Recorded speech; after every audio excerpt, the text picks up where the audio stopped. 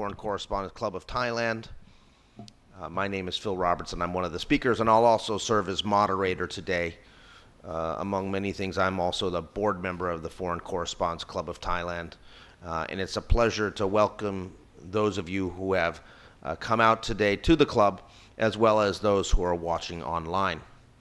I should also welcome everyone a very happy Year of the Tiger. This is the first day of Chinese New Year, which is probably one of the reasons it didn't take me very long to get to the club by taxi, and also I think one of the reasons why many people will probably be watching online because, of course it is a holiday for many of the ethnic Chinese in Thailand, and many of the companies and businesses are closed as well.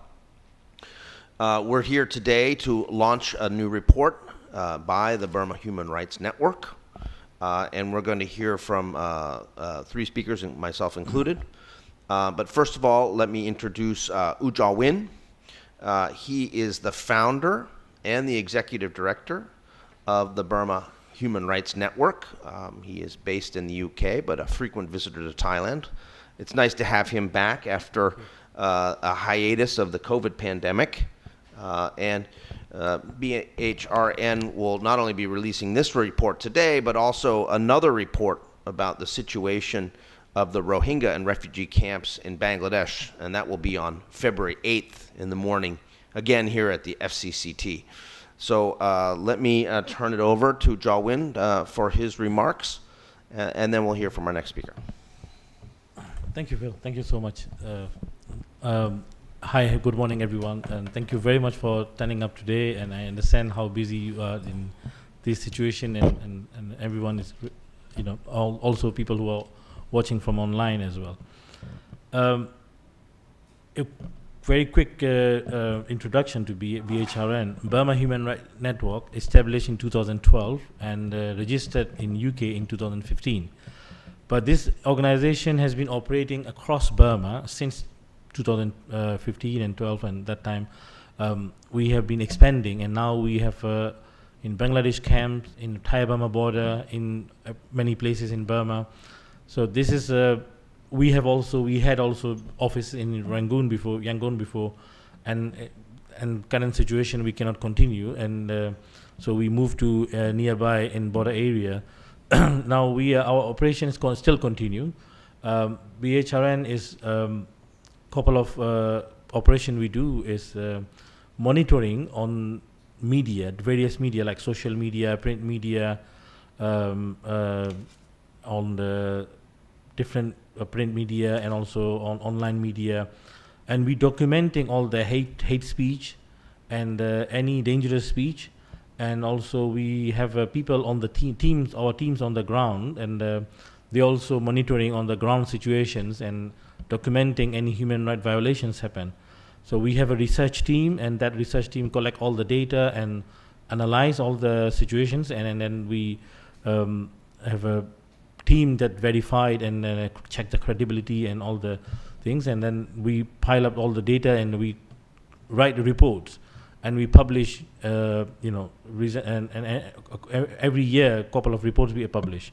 And also we do international advocacy, evidence-based advocacy, and then that's what BHRN regularly do. Since February 1st, as everyone aware, the situation in Burma has dramatically changed, and our effort is to document all the human rights violations, and we believe in justice, and justice will deliver one day, but our duty is to collect all the data, to prepare all the informations and data and evidence and witnesses when it is necessary to go forward for the justice. And as it is happening, all the human rights violation in Burma, our team is taking heavy risk, to collect the data. It is so many challenges we are facing. Some of our teams have to immediately, leave Burma, and they left Burma, and now they are sheltering different part of different countries, and that's all the challenges everyone facing nowadays in Burma. So that's not different from other people. But what we are able to do right now is those who are still remain inside Burma, they are collecting all the valuable informations and data and reaching out, collecting first-hand witness reports. So all data we have, and BHN every monthly we publish monthly summary of situation updates, which include all the data every month. So if you give us your email, so we directly email to you, and you can subscribe directly to communicating us. And all this data has been gathered, and we analyze this. So what we discovered, what we able to identify is very shocking. So I may go to change to another slide. That during this Spring Revolution, and all the people who are, suddenly in Burma, we found that our what we crave for democracy is suddenly taken away. Can you another change? So from February, and there's a couple of killings happen, and after that, it's shockingly, every day, every month, we have collecting data about how many people has killed. The methodology we use is, we follow the media reports, we follow the local teams report, we follow the ground people who are involved in this movement. So various ways we collect the data, and we verify through the people who are on the ground, and we also cross-check with the other organizations, those who are monitoring it. And after that, we can verify and we can confirm that how many people has killed. So total right now, according to our methodology, we collected data, is 1,685 people has been killed so far. These people are shot dead and killed by the military. And we able to identify male and female, and also LGBTQ, and it's also depending on the locations, states. I hope you can. I hope you can see the picture clearly. It is also in the report as well. Another slide, please. Can you change another slide, please? Yeah, thank you. We also, as you see, that the death rate is increasing every day, every time. That not happening in one place. As you see previous slide, the place is widespread across Burma, not only one location. Not only one place happen, it's happening every places. Another slide, please. And there are different types of killing. It's not just shot dead and kill the people. They take away, they take the military arrest suspect from their homes, and they interrogate them. And then next day morning or another day, the family receive to collect the dead body. So that kind of killings are also huge numbers. You can see here it is also widespread as well. You can see that in many locations, except Karenni and Karen, because we are unable to verify some information from that locations. So these are the places where people were arrested and interrogated and tortured and killed within 24 hours. And the number is increasing every time, and that there are so many cases we are unable to verify because of the security risks, and the family has been pressured by the authorities because they cannot speak to any human rights organization, otherwise they will also face consequences. So the trauma is very deep, and that the military spare no effort to silence the victims and their families. Another slide, please. And this is also targeting the family members. There are 178 people so far, we accounted, that that these are the relative of the activist who has been arrested or detained illegally by the military. For example, in some cases they cannot arrest the son, so they arrest the old mother. Some cases they arrest a small child, small baby. So that kind of brutality is same as like Second World War, where our parents have experienced from Japanese fascist army that time, right? So that kind of same situation happening right now in Burma. Another slide, please. This is arson attack on the civilians. This happened in many locations. If you see that the same pattern we find widespread. Because you see, you will find the higher number in Sagaing and Chin State. This is because that places are resisting the uprising, resisting the coup and the military, and when they cannot break down, or when they cannot crack down the resistance, what they do is they attack the civilian. This is called a scorched earth strategy. Scorched earth strategy, that they destroy all the population. They cannot survive. They cannot live anymore. So they use arson attack. The same pattern they use in Rohingya, Rakhine State, during the Rohingya genocide. And these patterns, you see, is very systematic. You can find, but the higher number where the highest resistance remain. Thank you. Another slide, please. And internally displaced people. This is difficult to count the exact number, because there are some people who return to their homes. There are some people who still remain undefined, difficult to identify where they are locating now. So they are our best estimation. We find out the number here. So we see that IDPs are also facing another challenge, that they don't receive humanitarian aids. The children, the women, the pregnant women, especially the elderly people, the disabled people, they're not receiving any proper support and any proper humanitarian aids. So this is very difficult for them to continue to live, but for them it's no choice. But they also have been targeted by the military. People also cannot help them.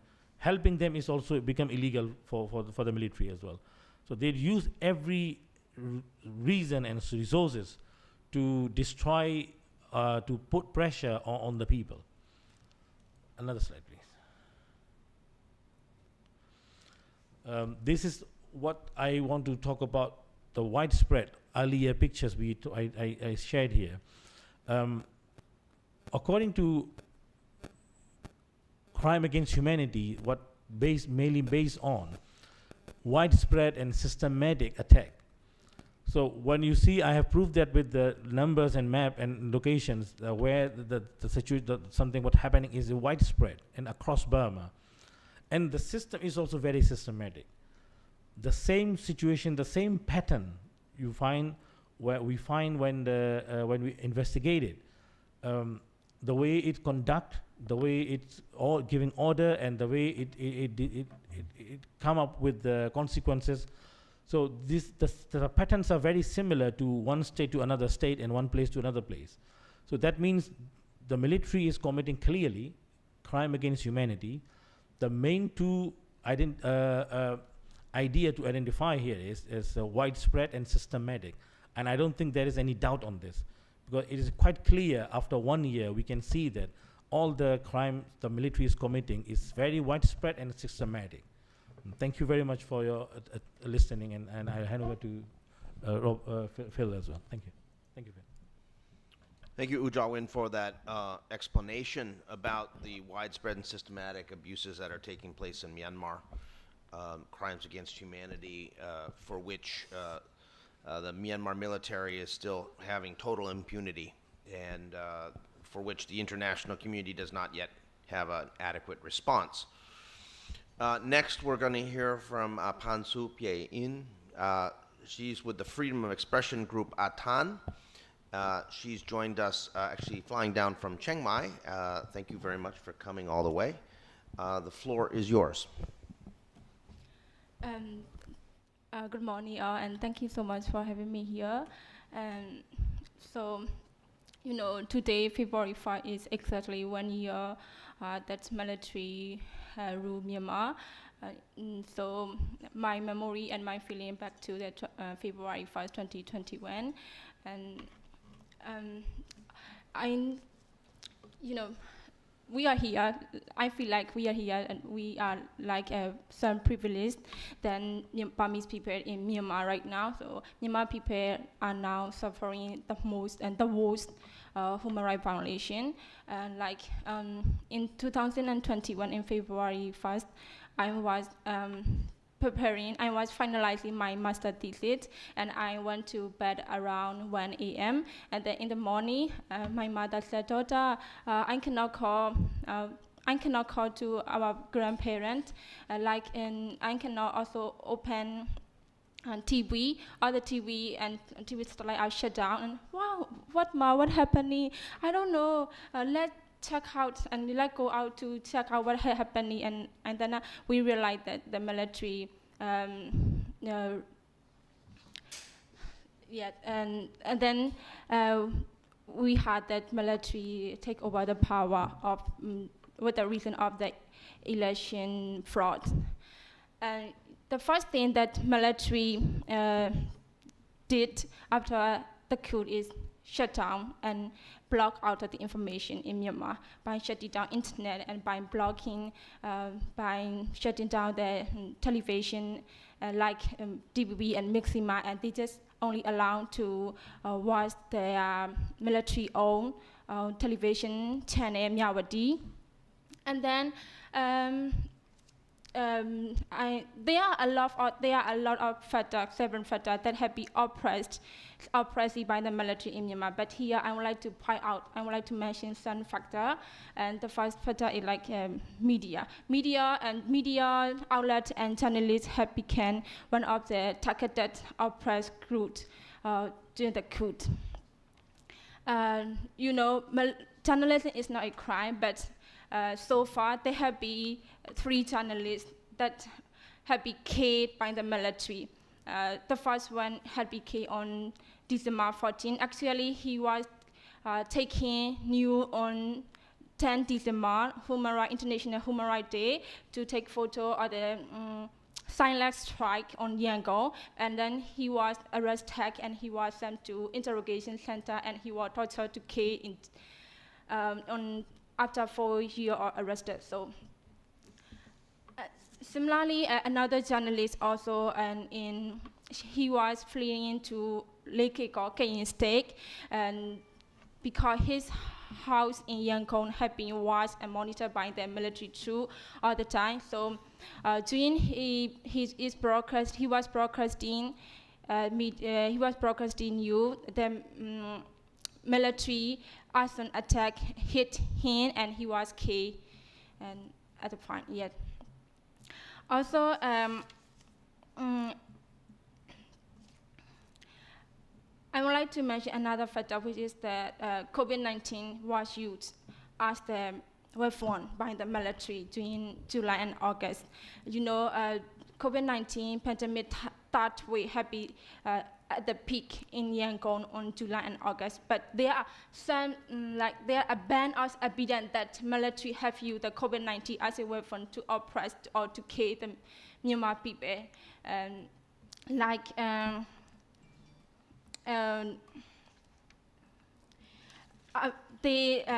After the coup, they happened the shortage of the medicine draft, and also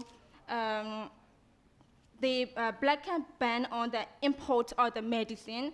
Also, military troops forcibly closed the hospital, clinic, and also they banned oxygen factory from selling to the civilian. And so, in August and in July, most especially in the populous Yangon, family have an experience of the lamented story, like son is going out to find the oxygen, but at home his father or mother had already died.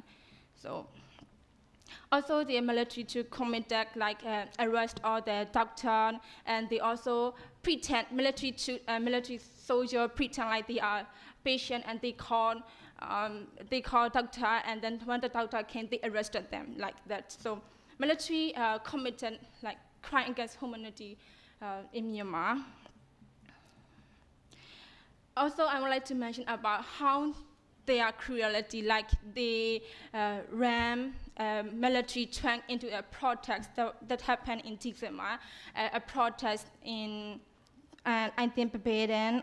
A protest happened, and then the cat driven by the military ran into the protest people, and then the 3 people have been severely injured, and around 10 people have been arrested. You know, I think there is no country who that the military, the police or the soldier ran the public and then arrest. There is no country, that kind of country in the world, but we have in Myanmar.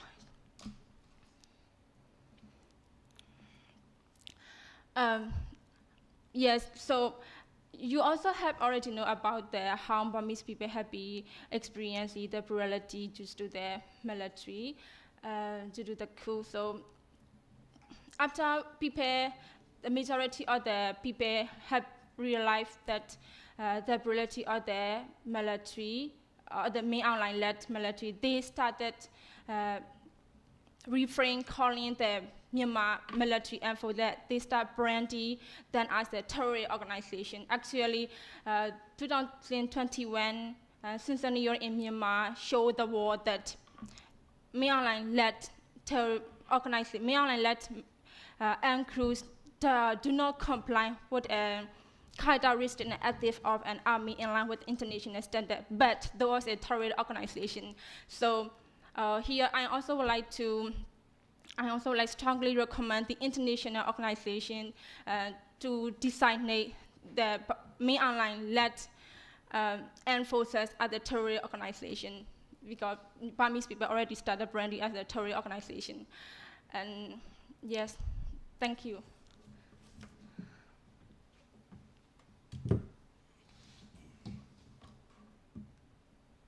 Thank you very much for that heartfelt explanation of the many crimes that are taking place in Myanmar. I think it is a timely recognition of the situation, and appreciate your intervention there. My name is Phil Robertson, and I'm the Deputy Asia Director for Human Rights Watch, and I want to thank Ja Win and the Burma Human Rights Network for organizing this important event today and for inviting me to speak. Today, the people of Myanmar are living their worst nightmare. If we look back, during the early days of the political liberalization in 2010 and 2011, when Senior General Tan Shui stepped back into the shadows and General Thein Sein took power as president, most cynical observers said that democracy would not last. They said that the Tatmadaw would never permit others to truly hold power, and that it still believed it was the rightful ruler of a union of Myanmar that denied federalism and ethnic minority rights, that denied democracy and denied human rights.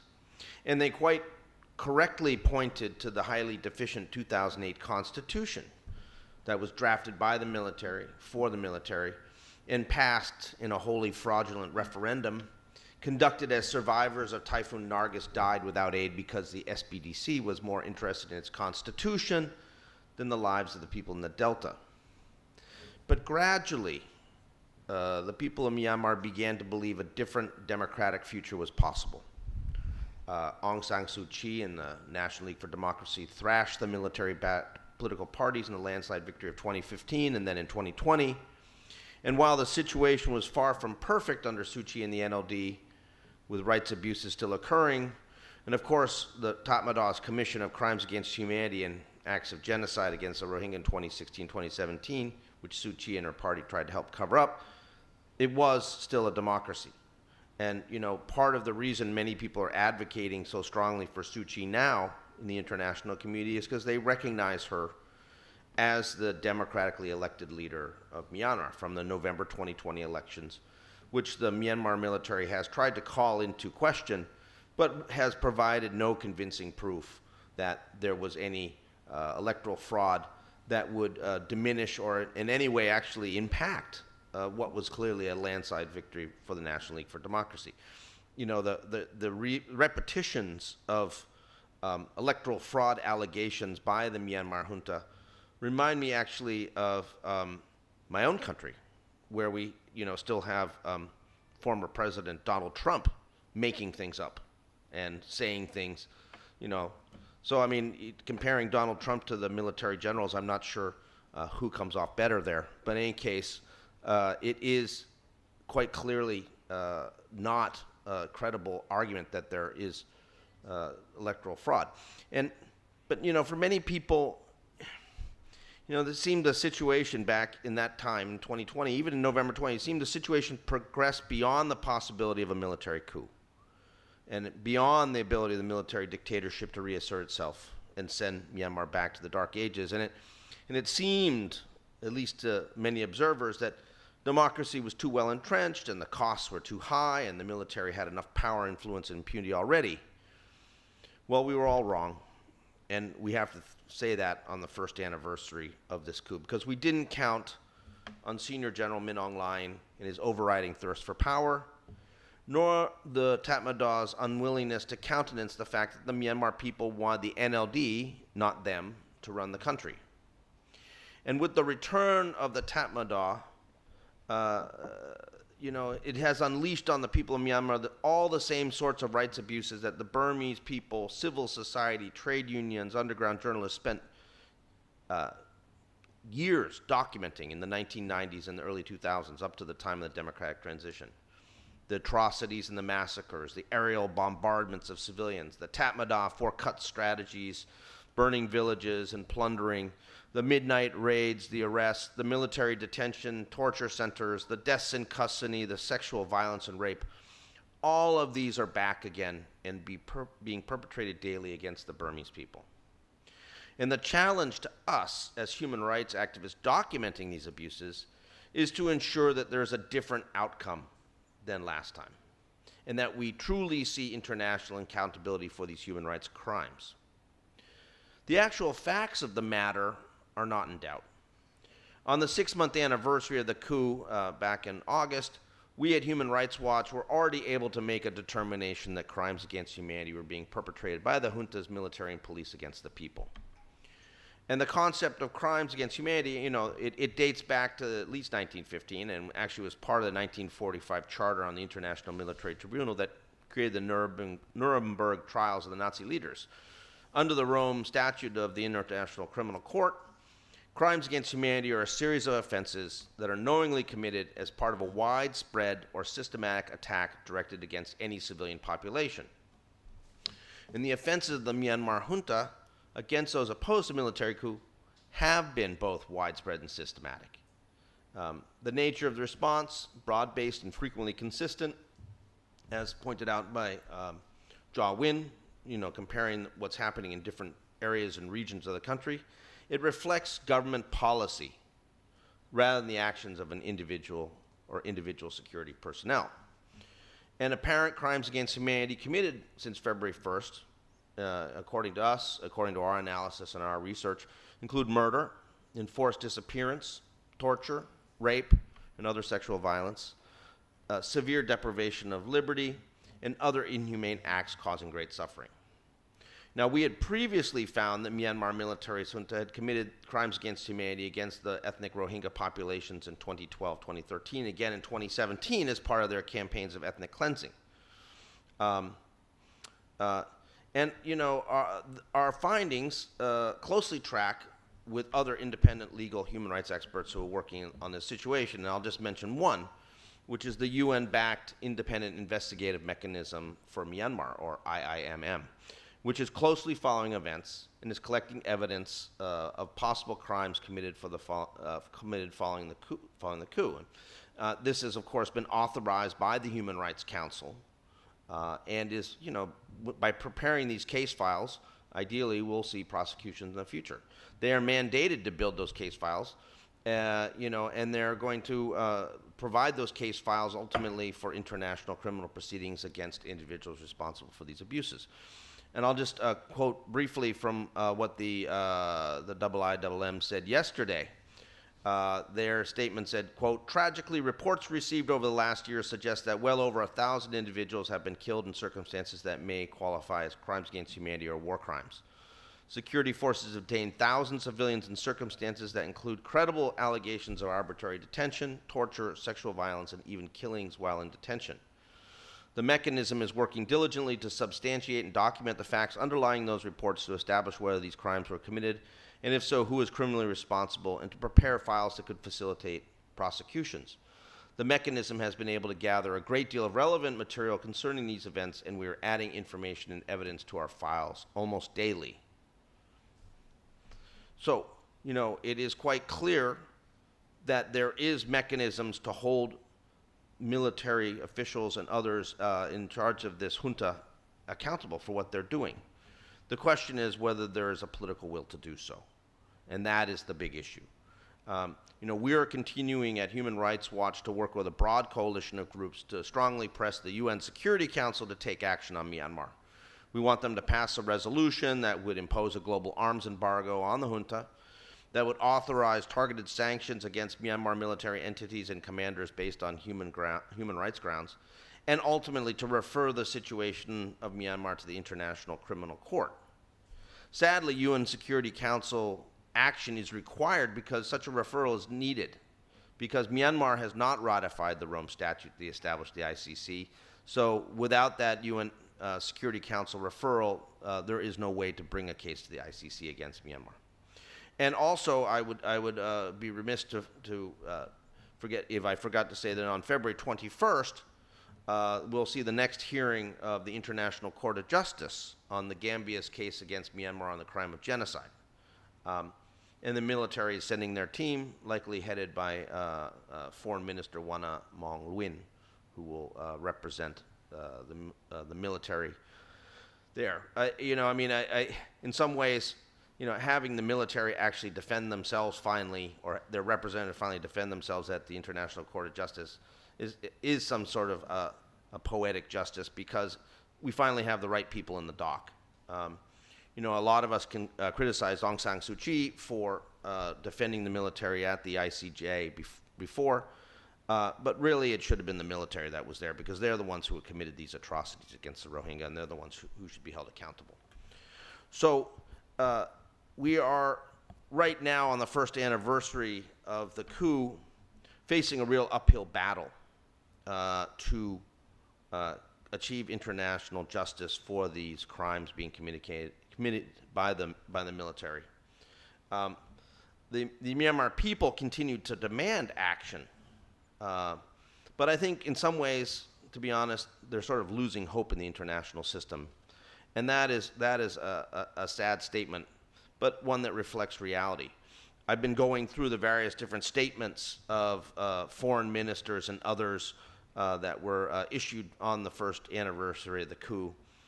And continually we're seeing the referral of ASEAN centrality, where the Australian foreign minister, the Japanese foreign minister, the US, the EU, and others say that they're very concerned about the rights abuses that are taking place in Myanmar. They're standing with the Myanmar people, and then they turn and say that ASEAN, the Association of Southeast Asian Nations, has to help sort this all out. If you look around the world, I can't think of any organization that is probably less well-suited to ensure human rights accountability than ASEAN. And so for various different powers around the world to throw this issue of Myanmar to ASEAN, which is split right down the middle, and which is currently chaired by Prime Minister Hun Sen of Cambodia, who is a dictator in his own right, it seems to be the height of irresponsibility. There needs to be much more done at the international community level to support the people of Myanmar, to try to demonstrate to them that the international community is not hopeless, that it's not going to just let them fight this on their own, but that they will have the necessary support of the international community in standing up for the restoration of democracy and respect for human rights in Myanmar. So, we've got a big year ahead of us. The situation on the ground in Myanmar, I think, is going to constantly change. There is a very clear tug of war going on between the people of Myanmar and the military junta. where on one side, the junta and its security forces are prepared to use excessive force and lethal force to try to enforce their will and try to get people to, frankly, sit down and shut up. And the people of Myanmar who are using peaceful non-resistance in the form of the civil disobedience movement tactics, the mass strike, the economic boycotts, and increasingly the armed resistance of the People's Defense Forces working with the ethnic armed organizations. How this plays out over the next year is unclear. But I think that time is on the side of the people of Myanmar. I think that the systematic, widespread abuses that are being perpetrated by the military are being met by the systematic and widespread resistance of the people. And that resistance is more sustained, more deep, and more effective than anything we have seen in the modern history of Myanmar. So I think ultimately the people will win, but there's going to be a lot of suffering, there's going to be a lot of rights abuses, there's going to be a lot of reversals and setbacks on the way to what I hope will be finally a victory for human rights, democracy, and the people of Myanmar. So with that, I want to thank you all for coming, and I'll take questions. We can have a microphone in the back here, so if anybody wants to ask a question, you're welcome to do so. If you do want to ask a question, please give your name and identify any affiliation that you have.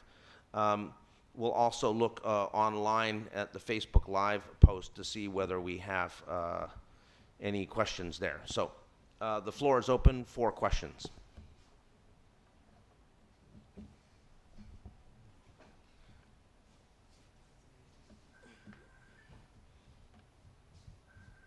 Hello. Yeah. My name is Sibel. I'm with Radio Free Asia's Banar News. I wanted to ask about, since we are in Thailand, the role that Thailand has played or has not played in this crisis in Myanmar. This question is for all three of you. What kind of role should have Thailand played? Has it played? What have you expected, and are you disappointed, both politically, but also on humanitarian side? Thank you. You want me to go first? Thank you for the question.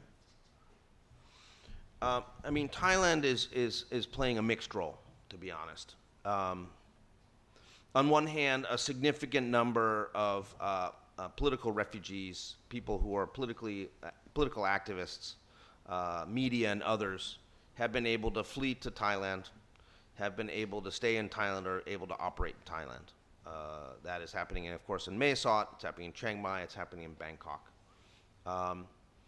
And if the Thai authorities wanted to stop that, they could, and they have not. It's also important to note that a significant number of high-level political activists from Myanmar have been able to leave to third countries, and and many of them have come through Thailand. So there is, in some ways, a recognition, a positive recognition by the Thai authorities that they have to maintain some humanitarian principles in terms of allowing people to flee here. However, on the downside, what we've seen at the border, particularly related to people displaced from Karen State and Karenni State, people who are fleeing aerial bombardments and military sweeps, is a real reluctance, particularly by the Thai army, to allow people to come across and stay and receive basic protection. There was this whole saga of the cowshed up in near Mae Sot, where people were being kept very close to the border, so close to the border that it was actually quite dangerous for them. There was still fighting literally right across the river, and these people were not being allowed to leave, and they faced real danger there. They should have been allowed deeper into Thailand, at least a couple kilometers, so that their basic physical safety would be guaranteed. But there seems to be a very, very strong reluctance by the Thai authorities to allow any significant number of displaced persons to come across the border to receive humanitarian aid and assistance, because evidently they believe that if some come, then many people will come and they will stay and they'll have another refugee crisis. I don't think that's actually the case, and I think actually also the Thai authorities would be well advised to consider allowing humanitarians to provide increased humanitarian assistance to people across the border. And this is something that has been discussed at length by a number of international donors and others, that there needs to be cross-border assistance permitted from Thailand into Myanmar to help the many people who are facing displacement because of the Tatmadaws sweeps against them. So, right now I'd say the Thai position, it's a bit of a mixed bag. Diplomatically, I think Thailand is disenchanted with the situation in Myanmar. I mean, they are obviously recognizing that it has serious impacts on them. There is certainly a degree of deference to Thai views within ASEAN because Thailand has such a long border with Myanmar and is perceived as the frontline state receiving immediate impacts from what's happening there. But I mean, Thailand should be more forthright in supporting efforts to demand restoration of democracy and human rights in Myanmar. And that means, being willing to, support countries like Singapore, Malaysia, and Indonesia, who have called for ASEAN to take a tougher line on Myanmar and to not support the appeasement bloc of ASEAN led by Prime Minister Hun Sen, who appears to want to find any reason to allow for Min Aung Hlaing and other political representatives in Myanmar to come back into ASEAN without making any significant progress on their promises in the 5-point consensus that was agreed at the ASEAN meeting in Jakarta in April last year. So, mixed bag is what I would say. From my view, first of all, I would like to appreciate Thai people and Thai government for always been standing up with people of Burma, always been supportive to to our cause. But having said that, as Phil also said here, Thailand is a frontline country.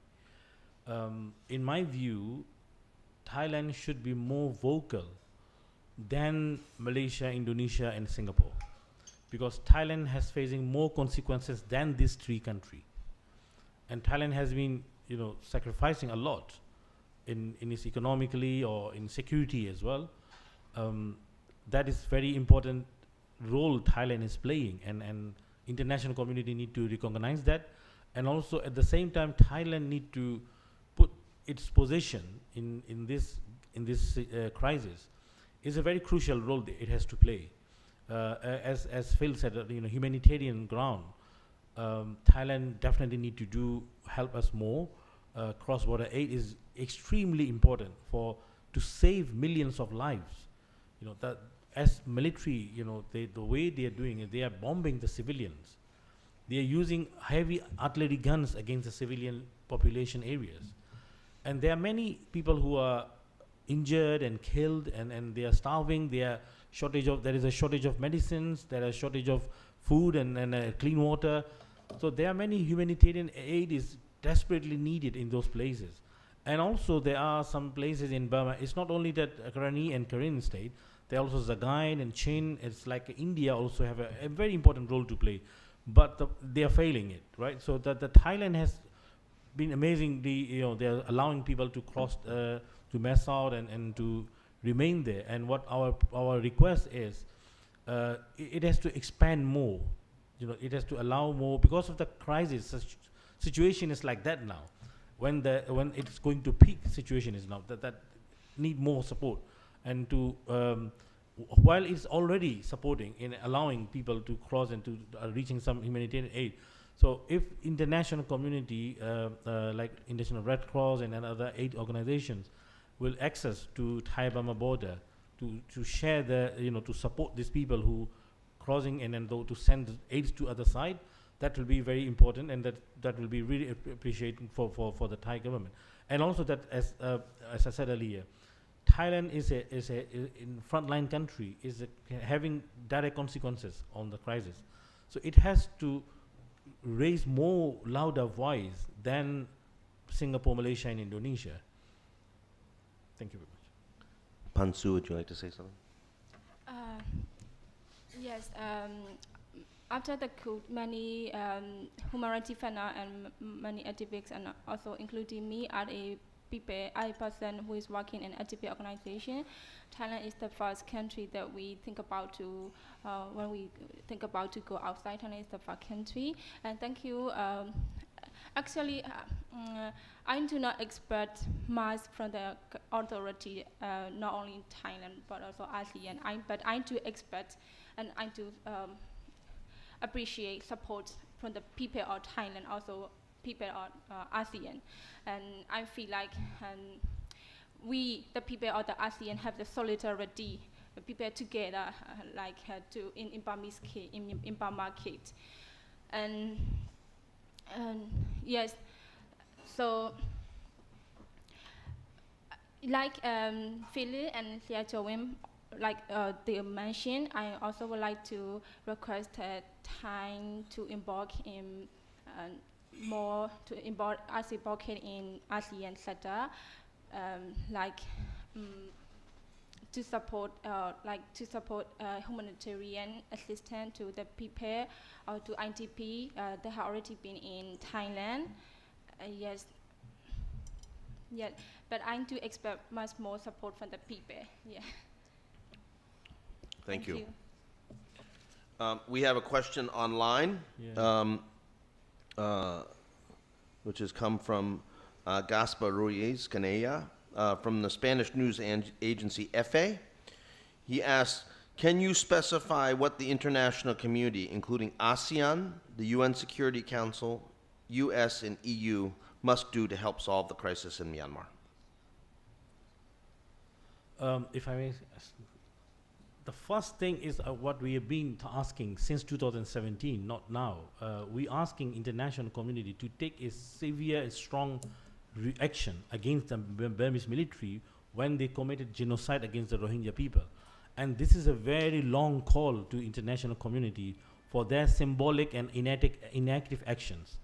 So this is a very pressing for us. You see that while people of Burma have been suffering several decades, international investment is growing in Burma during that time. That was very sad to see. But I'm glad that international community is now taking very serious steps, but still it has to go to some stage that will really affecting the military. It is start affecting military, but what I'm seeing is a very slow.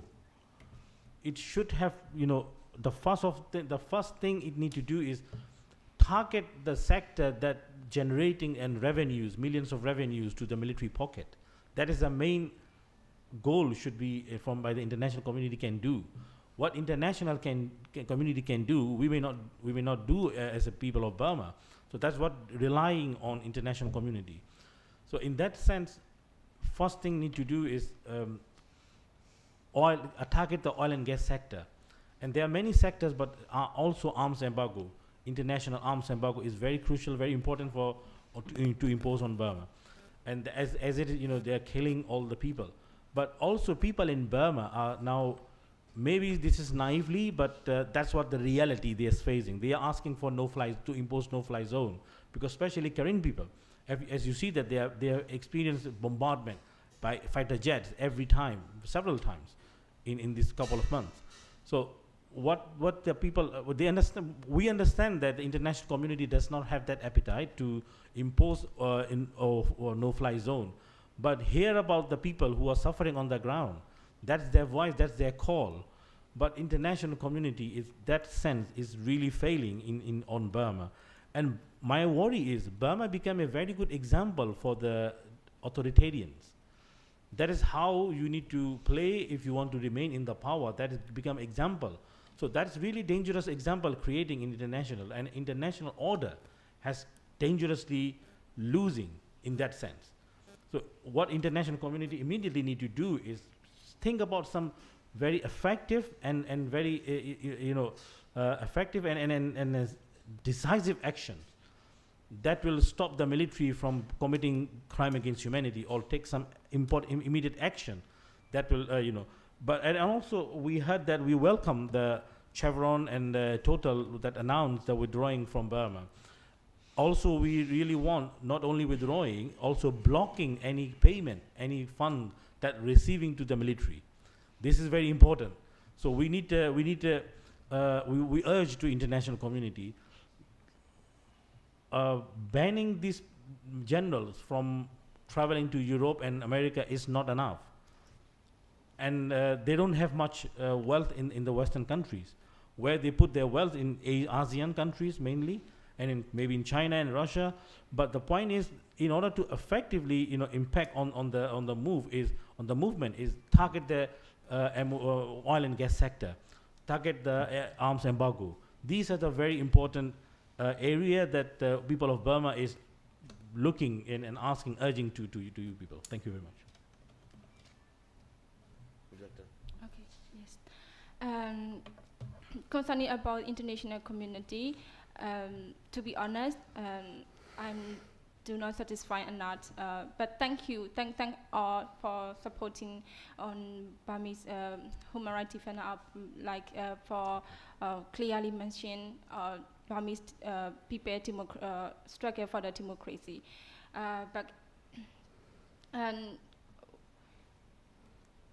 What I'd like to mention is about the particularly the telecommunication company, which are international company, when they do something, just do for in line with the international human rights law, international human rights standard. Please do not ignore the Burmese people suffering. Burmese people now, the new cybersecurity draft, according to the new cybersecurity law, people, Facebook had been banned in Myanmar by the military, so people are now using Pajir VPN, Pajir private network, to use Facebook. So everyone who used VPN now have been, they are every citizen in Myanmar who are using Facebook have to face 3 years in prison when they found that they are using VPN. So. Also another factor is since the coup on February, the military made online target the internet flow. So they firstly shut down the internet, and they also target the internet company, telecommunication company. So I would like to request the international company like Telenor, particularly Telenor, to do in line with the international human rights law, and please do not ignore what people are suffering in Myanmar. Yes, thank you. Couple points. On ASEAN, ASEAN needs to set out a very clear principle that they will not include political representation at ASEAN meetings until there is very significant progress against the 5-point consensus that was agreed by Senior General Min Aung Hlaing with the ASEAN leaders in April last year. That also includes ensuring that all stakeholders are consulted. What we saw when Hun Sen and his foreign minister, Prak Sokhonn, who's now been appointed the new ASEAN envoy on Myanmar, is when they went to Naypyidaw on January 7th and 8th, they were not permitted to see Aung San Suu Kyi or any of the other imprisoned leaders. In fact, it was a one-sided visit. They just met with one side. They met with the military junta. That's unacceptable. There has to be meetings with all stakeholders. There has to be an inclusive process. If the Myanmar military junta is not prepared to allow that to happen, and allow the special envoy to have necessary access to all the areas and all the people in Myanmar that he wants to meet, then there should be no concessions made in terms of Myanmar representation at ASEAN leadership meetings or ASEAN foreign minister meetings or other top meetings at ASEAN. In fact, there probably has to be more stricter enforcement because ASEAN, as you know, has 1 million meetings. And while the top level leaders may not be allowed to the meetings, a lot of lower level ASEAN meetings at the ministerial level are still going ahead with Myanmar participation, and that's problematic. ASEAN has to be very clear that it will hold the line. The fact that the government, Myanmar, was so shocked back in August when they were excluded from the meetings in the first place, and that they actually immediately said they were going to announce this prisoner release, and they promised to release 5,000. They released several hundred. But there were a number of political prisoners and media and other people who were released. And that shows that, in fact, when you hit the right pressure point, the military junta in Myanmar will react with concessions. And so ASEAN needs to play that role. If they're not prepared to play that role, if they're not prepared to be hardline about this, then they should stop pretending that ASEAN centrality is a core part of solving the situation in Myanmar, and let others do it. The UN Security Council, the British government needs to get more of a backbone. They need to be prepared to come with a resolution on the situation in Myanmar. So far they've been reluctant to even start drafting one because they say, well, geez, China and Russia will veto it. Well, let's have the conversation. Let's have the public debate. Let's make China and Russia stand up and defend the indefensible, to defend the crimes against humanity that are being perpetrated by the Myanmar military junta against the people of Myanmar every day. Let's impose some costs on these defenders of rights-abusing regimes, not only in Myanmar, but other parts of the world. The fact that the UK says, well, geez, we can't do anything because they'll just veto it. Well, start a process, start a dialogue. Stop having these, consultations behind closed doors where nobody finds out what happens, and, we just get spin when it comes out. This is just creating a great deal of cynicism among the Myanmar people towards the UN. And that's unfortunate because, of course, Myanmar was one of the early members of the UN. It was one of the members that voted for the UN human rights document that was established in 1948. It is a central member, important member of the UN, and for the people of Myanmar to basically say, well, the UN is going to talk until we're all dead, I think is unfortunate, and it reflects, a failure of the UN system to basically respond to the needs and demands of the Myanmar people. The United States and the EU, they need to impose more targeted sanctions, starting with sanctions against the Myanmar oil and gas enterprise and other key entities that are involved in the oil and gas sector. There needs to be action to ensure that the pullout of Total and Chevron doesn't just result in PTT in Thailand getting all the assets and continuing with business as usual. That's unacceptable. There has to be real pressure, which means stopping the payments from oil and gas to the Myanmar junta through the Myanmar oil and gas enterprise. These are the sort of things that we would expect to see. These are the things we'll continue to demand.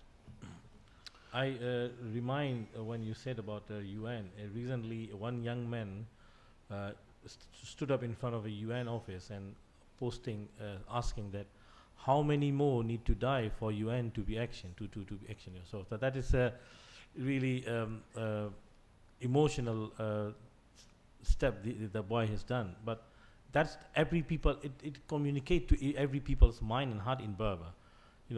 When they are defenseless against their own army, the military they are supposed to protect them are now killing them. And where should they go now? They have only international community after that. But where international community has so many layers of inactions, so many excuses not to take actions. So that is where a country has ended up in becoming a pariah state and failed state. Thank you. Please go ahead. Questions from the floor.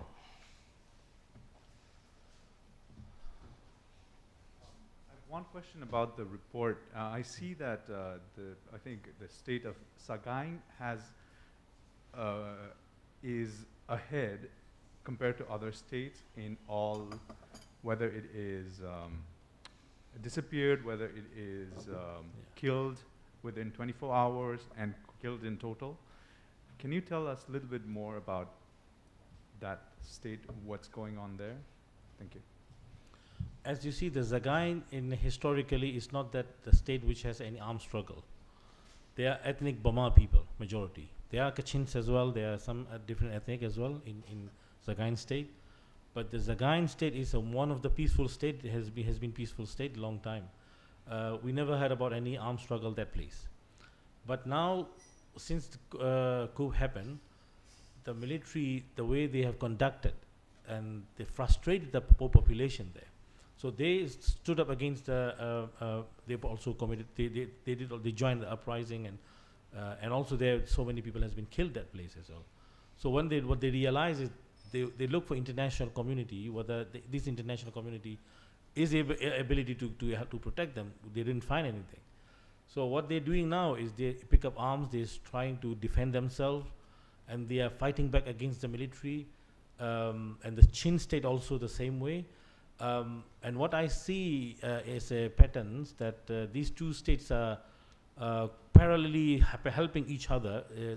If you look at from the military strategy point of view, that they are very much in the same region, same share a lot of highway, and so they are very supportive to each other. But because of that strong resistance, and that never been before any resistance, and because these are the people of Burmese Burma people, so the military find it very disturbing, and they feel that they should crush them, and they're using excessive force, but unable to break that line until today, maybe because the peoples are very resisting very strongly, or maybe they have a better strategy. But what I see is that although the military is stepping up so much cruelties and atrocities in that region, as you see the arson attack, mass killing, everything you name is there, right? And yet these people are still surviving. But it is the duty for international community to hear what these people are calling, what these people are. What I heard about is the women, their wives, their daughters, their mothers, they are donating their ornaments or like gold ornament jewelries they have to support the cause, to support the uprising. And that's what the people are, they have a limited capacity to be honest, because if this struggle taking longer, there will be more. The numbers which we are seeing right now is already shocking, but I don't surprise it will increase, because the way the military is conducting is never going to end, never going to stop the way it has been conducting. The military operations are there, and they are undiscriminately they are targeting civilians, and they are shelling the civilian areas, bombing the civilian areas, and using helicopter gunships, and they're using all excessive forces. So this is these numbers, why it is increased larger than any other places, is because they are facing the tough military operations, and they are not regular army like other ethnic groups, like Karens or like Kachins or like other ethnic groups, the way they have been trained. But what I also heard about is they have a close geographical location to KIA as well. So possibly the Kachin could help them. But the point is now the military is taking huge step to crack down these people and using a lot of excessive forces. That is the reason why the number is very high there. Okay, we have some more questions online here. From Gregory Kleiman, who asks, what role does the gas supply from Myanmar have on the Thai government not being willing to get involved and not being further outspoken against the SAC crimes? Yeah. What I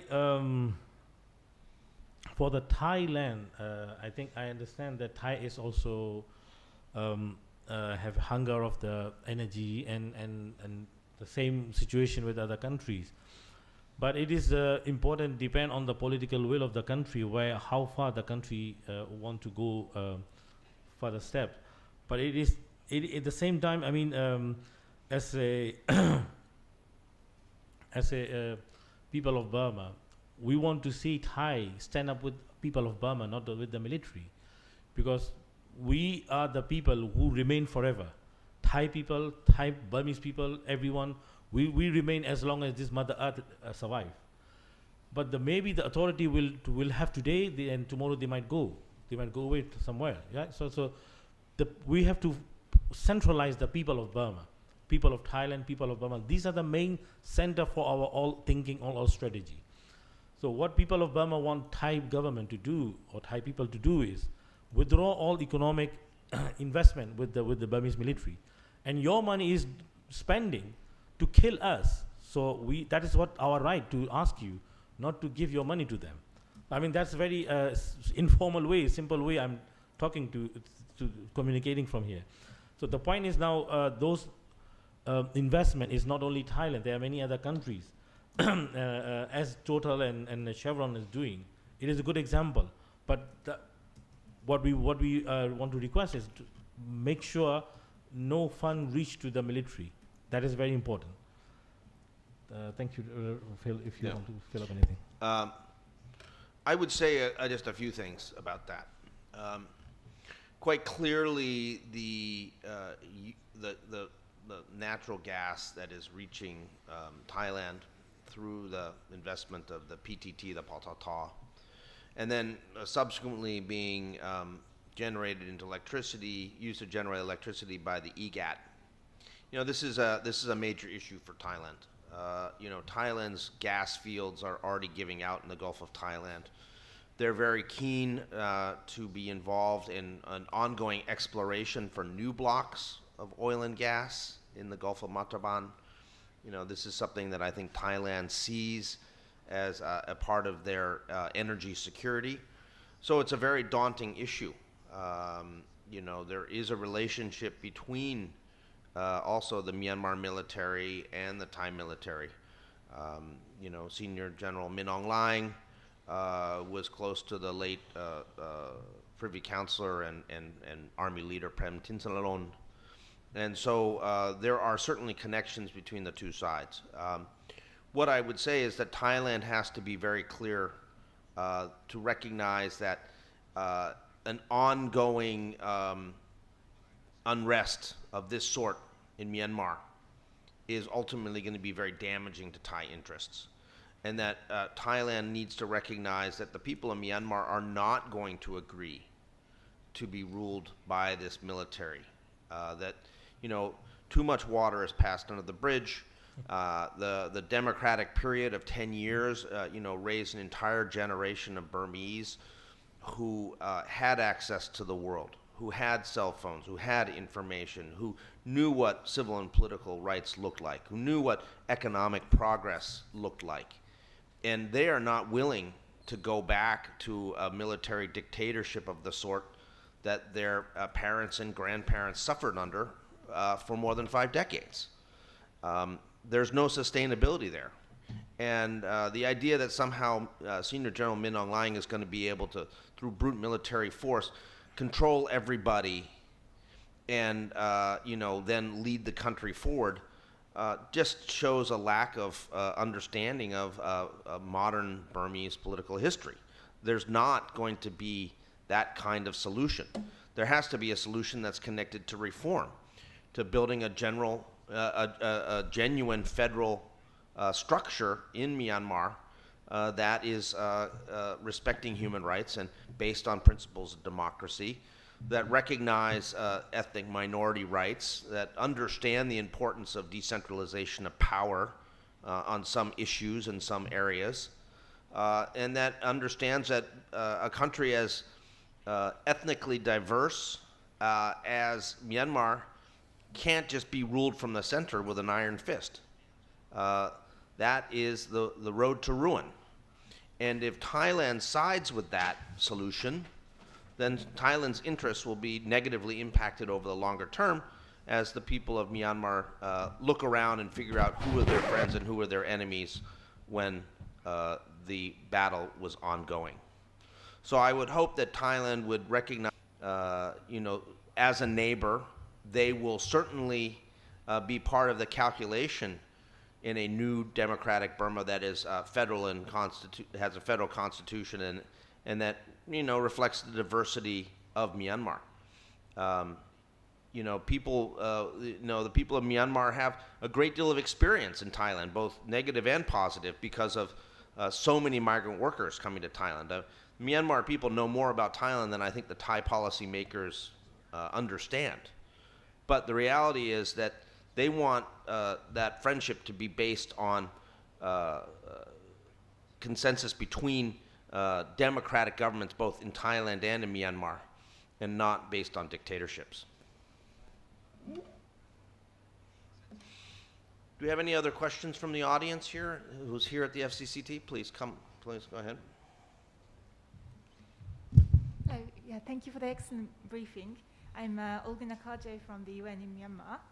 I wanted to ask whether you could speak about the situation of human rights defenders and journalists who are inside Myanmar as well as those outside.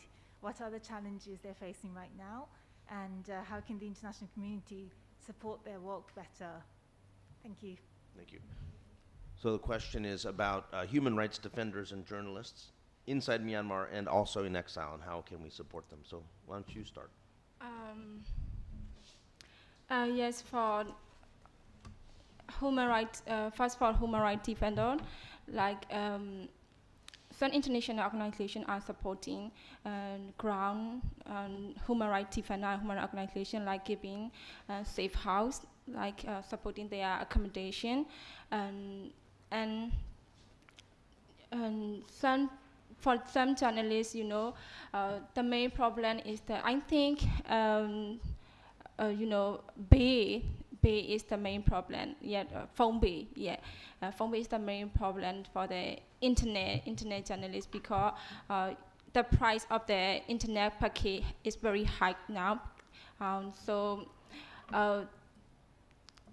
Another one is the security, like journalists.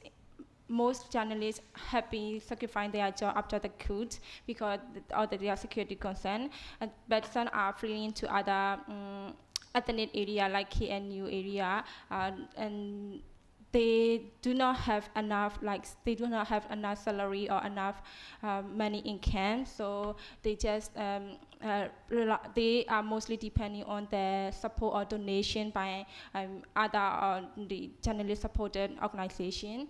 So if international organization who work to support the media and journalists, I would like to recommend to support to approach the international organization and to approach the to create. The main problem is they do not have a workplace that is safe for them. So to create a safe environment for the journalists is much more important in Myanmar. So we international organizations should more advocate to their respected international ADA to support the Burmese internet journalists and media outlets in Myanmar. Yes.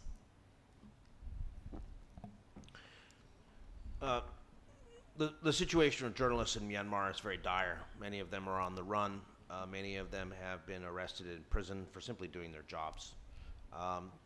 There needs to be a real sort of international campaign of global pressure on Myanmar to stop arresting and imprisoning journalists. I think that's something where journalists have to be identified as a priority category of people that need to be urgently released, and there needs to be a necessary international effort to make that happen. In terms of human rights defenders, I hate to say it, almost everybody now in Myanmar is a human rights defender. The people who are going out on the street to do these flash mobs are clearly human rights defenders because they're demanding their rights. But now even people who are shop owners who, say that they're going to close their shop because they don't want to open on February 1st because of the anniversary of the coup and because of the silent strike, they're now becoming human rights defenders because they're basically having their human rights violated by the junta who's there's a group of pro-military people who are trying to go around and point out which shops are saying that they're not going to open because they're going to participate in the silent strike. This is freedom of expression. This is right to privacy. These are all these issues that are bound up, and people are trying to fight back against the junta by asserting their rights and facing persecution. So the issue of human rights defenders is almost everybody, but obviously there are leading activists who are facing very significant repercussions because of their activities. And the figures grow every day of the people who are in custody.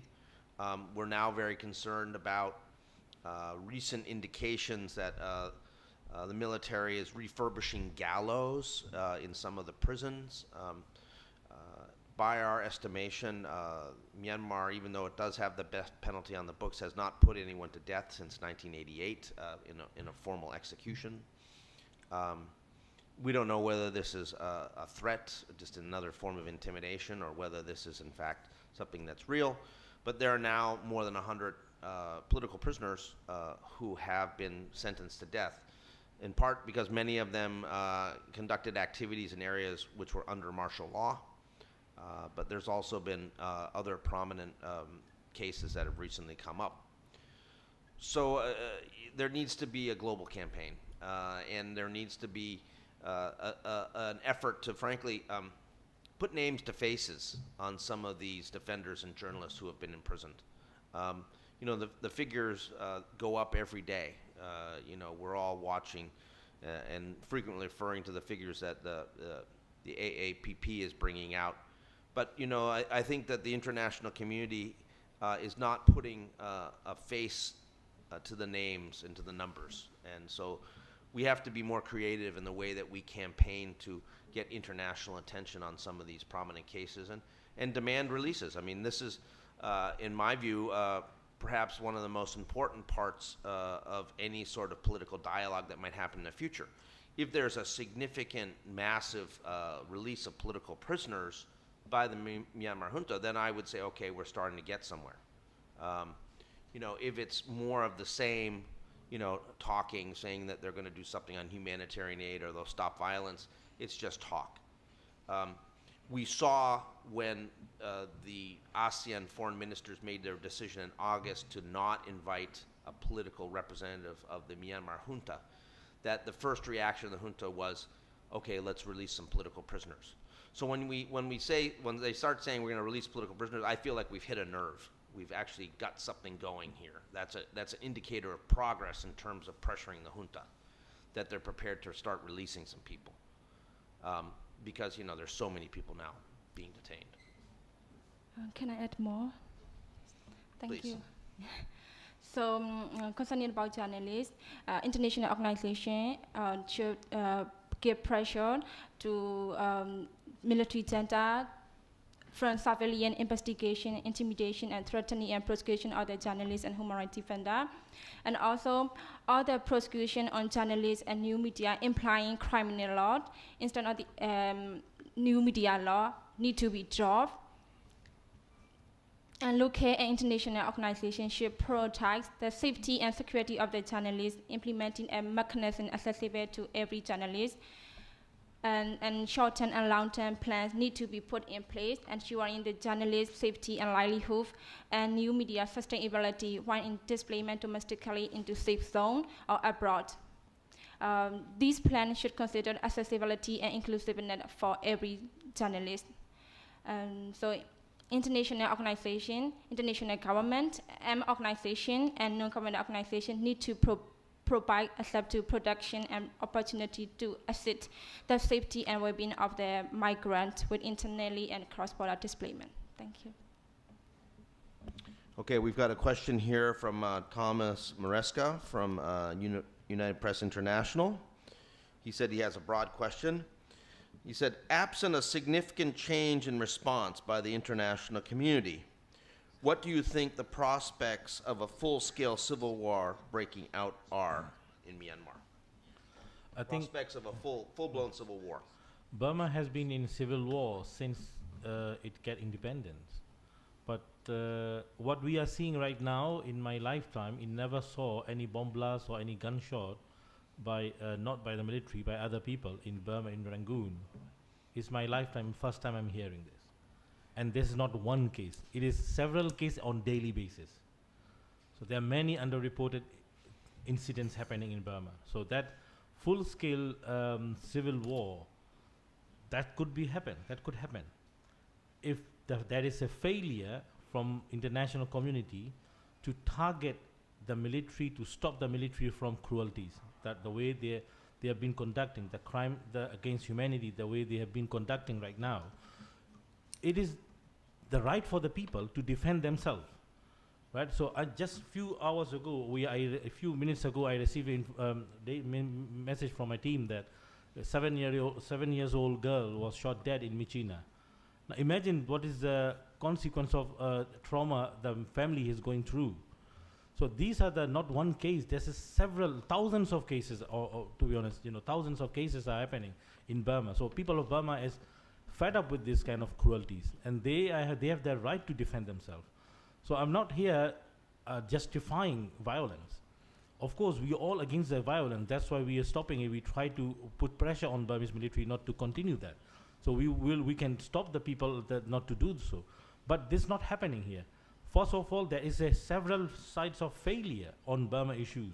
If you name it, for ASEAN or UN or EU or many countries, we have involved in that failure. We share the failures. But at the same time, that can be argued that, okay, we can do as much as we can. But when it comes to humanity, you cannot give excuses. You cannot justify also your interests. That's every country has duty, moral duty and duty to protect human lives. And that is why UN is come to exist. And that is a big failure from UN side.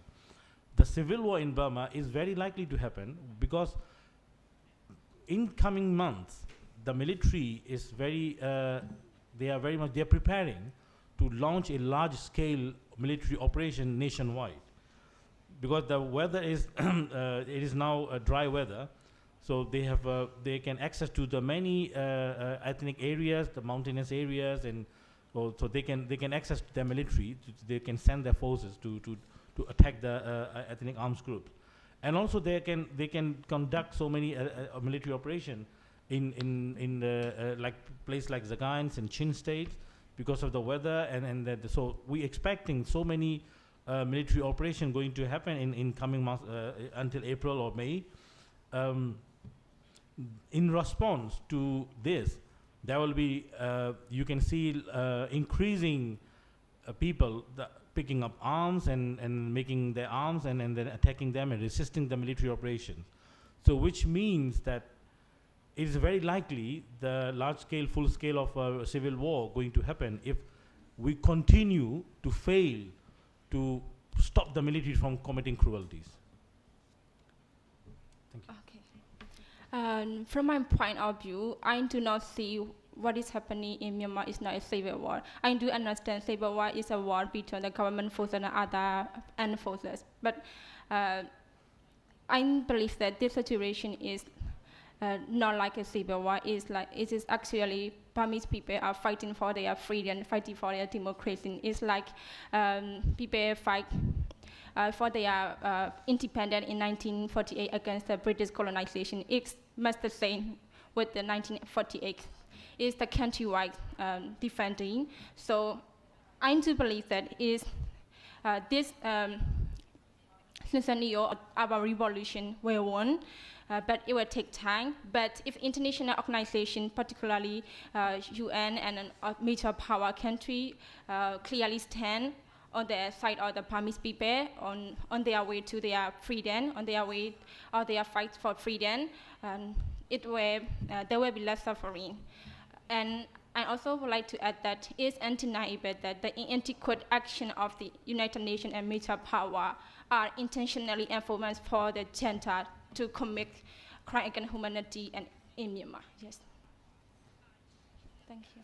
Yeah, I mean, I agree with Jia Win that in fact there has been a civil war going on between the center and many of the ethnic armed organizations going back to really the late 1940s. So in some ways, you know, in areas like Karen and Karenni State, Shan State, Kachin State, and other areas, you know, this is an intensification of an existing situation where there has been ongoing war between the Myanmar military and the armed forces of these ethnic groups. What has been significantly different has been the expansion of the violence into Myanmar cities and then into divisions like Sagaing in states like Chin State, where we didn't see this kind of violence previously.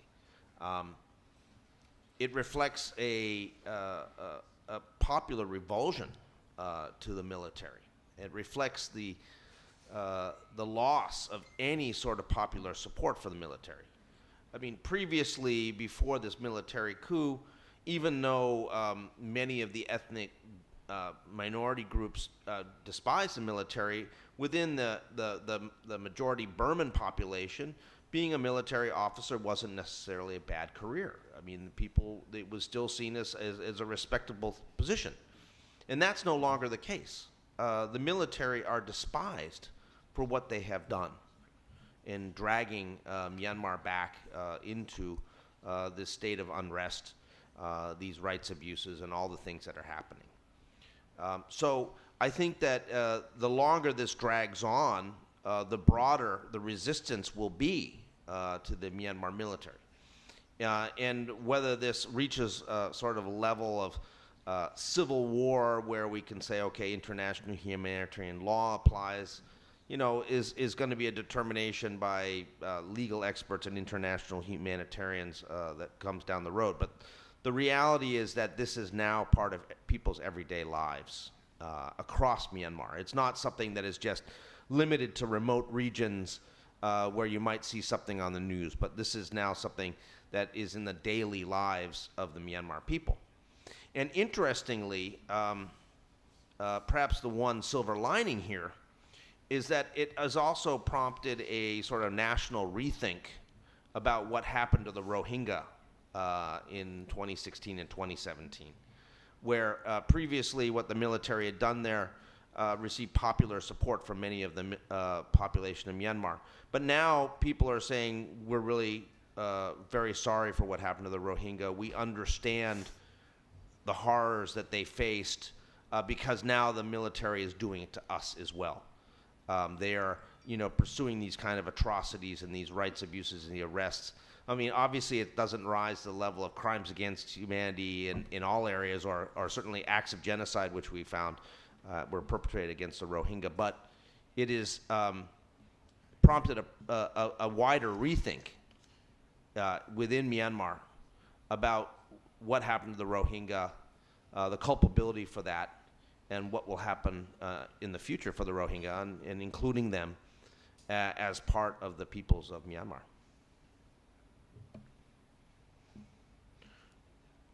Okay.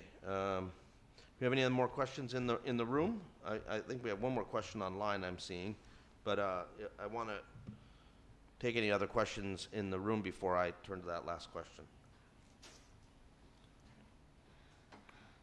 The question, this is from Wirawan Jaitiang Nahap, and she's asking for opinions about what needs to be done in terms of pushing Myanmar's Bien Online, especially ASEAN.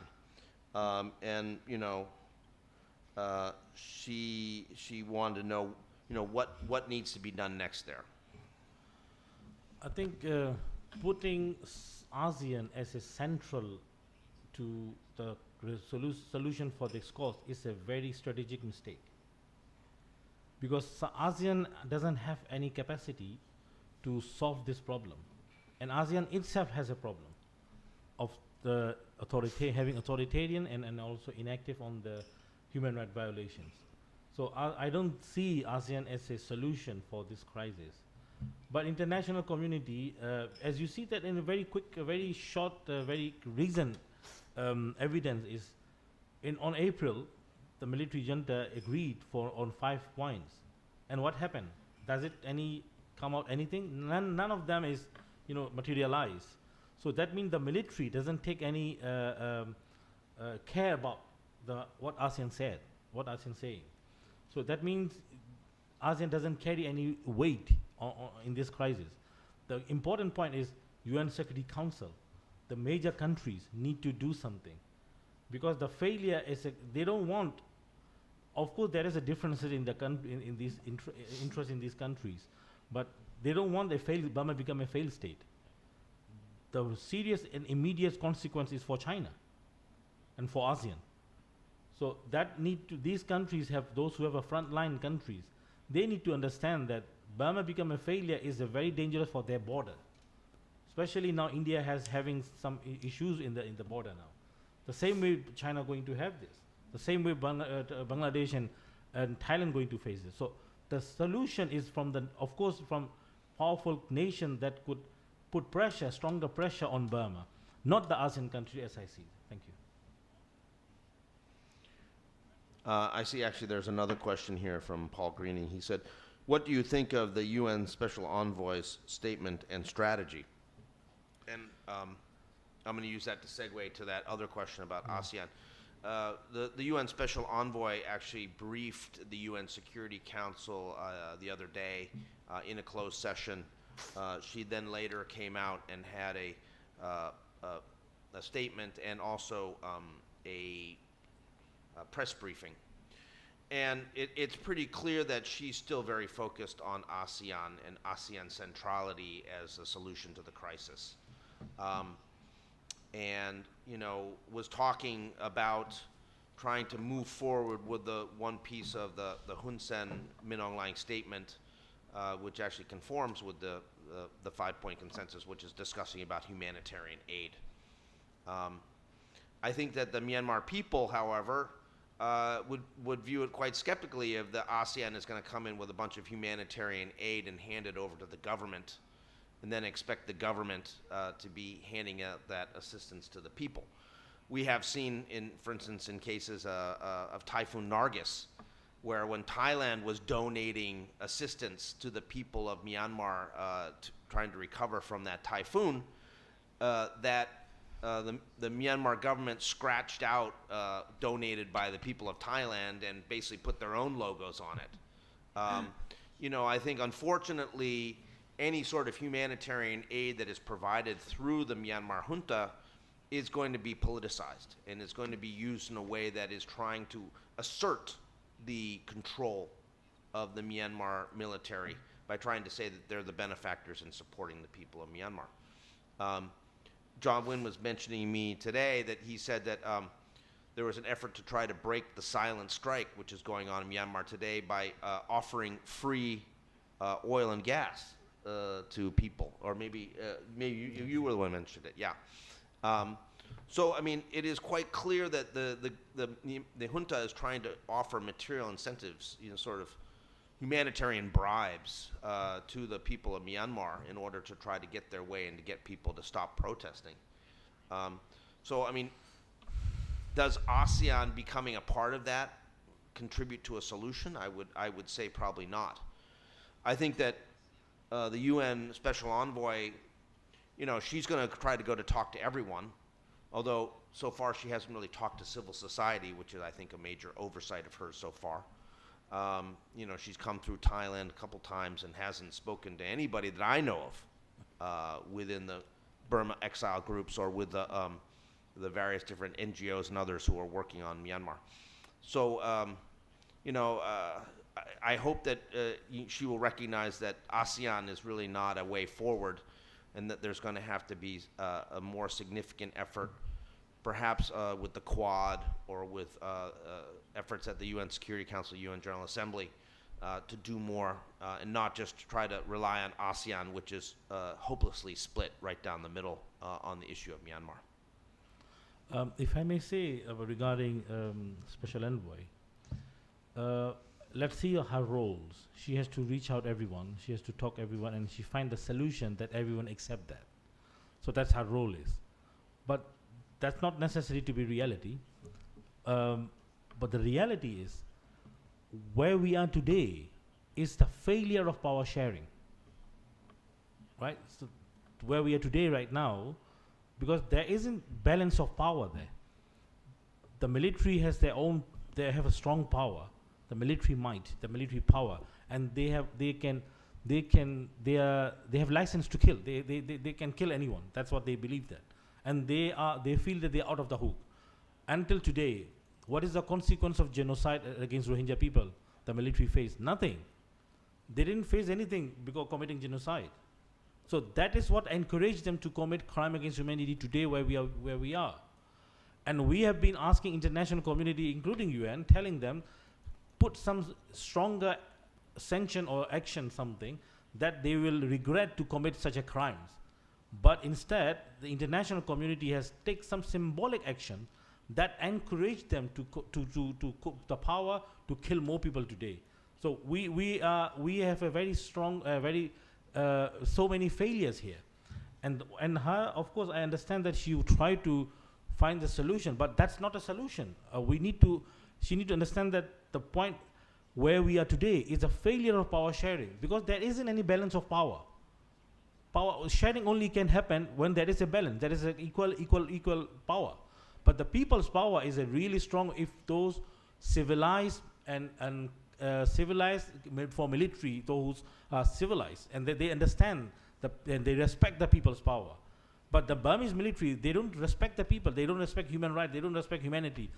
They are the most cruel military on earth today. So sharing power with them is yourself is surrendering. It's not a solution. But the point is, where we need to move now, we want to urge her or international community as well. One thing is stronger economic action, the most severe and tough economic action need to take immediately without losing time. And the second thing is, any international body, entity, or anyone who dealing with on Burma, they need to reach out all the stakeholders, including Rohingya people, including marginalized minorities. Otherwise, there isn't any complete solution, right? And civil society has a major role in Burma uprising today. And without reaching out civil society and people who are opposing the military coup, you cannot get any solution. That will be always problematic when diplomatic approach and ignoring the activists. That is a very dangerous approach. And the fourth thing is also, the solution is very simple. We need to win the military. We need to get rid of that military. Otherwise, there won't be any peace. No matter whoever come and however we do efforts, we will never find a peace in Burma as long as the military is in power. Thank you very much. Okay. Well, we've come to the end of the press conference. I want to ask my fellow panelists if they have any last comments they want to make. Yes. So we do really appreciate the international organization and international entity who have been supporting Burmese democratization way. But Burmese people are getting loose in belief in statement. We Burmese people need more significant action from the international organization.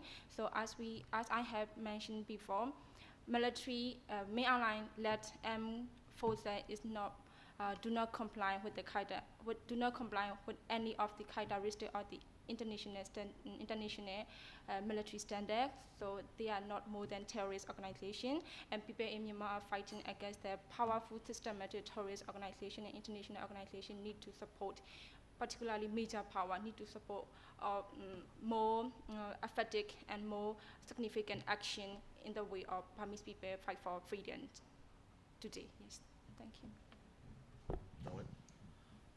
I would like to clarify that we are not against ASEAN involving in this crisis. Of course, ASEAN has very important role. We recognize that.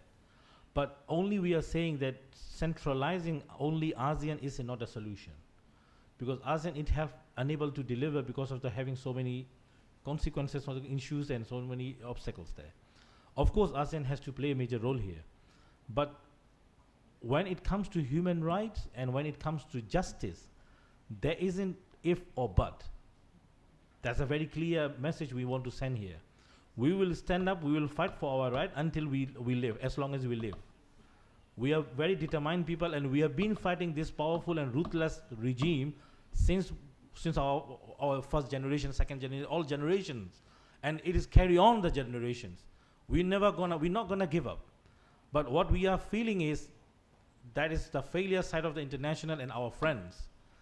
You know, those who believe, those to whom we believe in as our friends and our allies, their failure is causing us more damage than that cruel military is committing. Because your silence is, causing a lot of problem for us. So what we urging international community is, the most important right now, the situation for people of Burma right now is not only we appreciate the statements and your voice, they really appreciate that, but we need some action. We need support. And also that understand that this uprising is not for the Aung San Suu Kyi, not for the NLD party, not even for the NUG government as well. This is for the value. We will reject any government, any entity which is not abide by human rights. We will not accept anyone if they have a discriminative citizenship law like 1982 citizenship Nazi law. We will never accept any government or any entity that discriminate among people in Burma based on religion and race. So that is a very clear message from us. Whether it's a military or whether it's a NUG or whether anyone, any entity. This revolution is for human right values, for humanity, not for political power, not for any person who deemed to be natural leader. No, this is for the value. This is for our cause, which our ancestors, which our generation coming is going to fight for, and we determine on this struggle. And that is what you will see. When the military start cracking down, they were saying that this crackdown, this uprising will finish end of March. But I think they forgot to say which year. Thank you very much. Let me finally just say that our demands continue to be very clear to the international community, that we want a global arms embargo against the Myanmar junta. We want that imposed by the UN Security Council or bilaterally by various different governments. And there are certainly various different governments like Ukraine and others who are selling arms to the Myanmar military, who are very easily pressured by some of the like-minded countries to stop those arms sales. We want to see targeted economic sanctions on top military people and their interests, their business interests, and that this has to be continuing and expanding. The idea of waiting for another anniversary for another round of sanctions. We've just had, finally, the Department of Defense procurement sanctioned today by the US, the UK, and Canada. Why did it take them that long? Why did it take them a year when you talk about the arm of the military that is buying the arms? Why weren't they sanctioned at the beginning? Why is it take so long for these sanctions to sort of dribble out? It's time for comprehensive, sustained pressure. It's not more, we'll torque it up a little bit more and hopefully that will do something. Unless it's massive pressure, the Myanmar military junta is not going to notice. And so it's time for sustained sanctions. And third, I think it's time for the international community to stop fobbing the Myanmar issue off to ASEAN. ASEAN is going to play a role for sure. But ASEAN has demonstrated, if anything's been clear over the past year, that ASEAN does not have the capacity nor the political will to solve this problem. They can contribute to some issues, they can contribute some discussion, but they are not the key problem solvers here. And the idea that somehow the EU, Australia, Canada, the US can sort of say, well, yes, we're very concerned about this, and let's let ASEAN take care of it. It's just not going to work. And so there needs to be a better solution found. And that involves political commitment from governments who are distracted with other crises in other places. They need to place Myanmar at the top of their priorities rather than somewhere down the middle or the bottom, which shows when they basically say ASEAN's going to take care of it. So with that, let me thank you all for coming. Thank you for the people watching online. We've had a pretty strong, consistent audience and a lot of good questions from both online and in the room. And again, there will be another press conference by BHRN on the 8th of February at 11 in the morning here at the FCCT. That will be releasing a report about the situation of the Rohingya in the refugee camps in Bangladesh. It's going to be a very interesting report. They have a team that has been reporting on all those issues. Come on February 8th at 11 here at the FCCT, and you can find out more. Thank you very much. Thank you. And also, there are still snacks in the back for anybody who hasn't had any. Thank you. Thank you so much. Okay, thank you. Thank you. Thank you so much. Yeah.